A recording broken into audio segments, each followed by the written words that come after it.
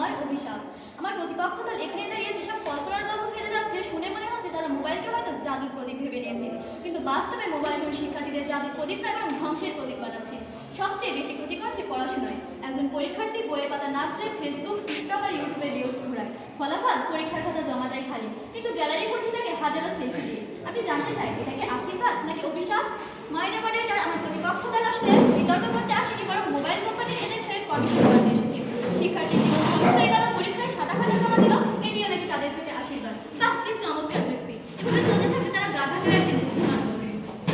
মাইনে মডারেটর আমার প্রতিপক্ষ দল যদি সত্যিই বিশ্বাস করে যে মোবাইল ফোন শিক্ষার্থীদের জন্য আশীর্বাদ, তাহলে আমি আজ তাদের সমবেদনা জানাই। কারণ আশীর্বাদ আর অভিশাপ বোঝার মতো সামান্য বুদ্ধি যদি তার মধ্যে না থাকে, তাহলে তাদের জন্য করুণা ছাড়া কিছুই দেওয়া যায় না। আসলে তাদের যুক্তি শুনে মনে হচ্ছে যেন মোবাইল স্বর্গ থেকে নামানো সোনার ছড়ি।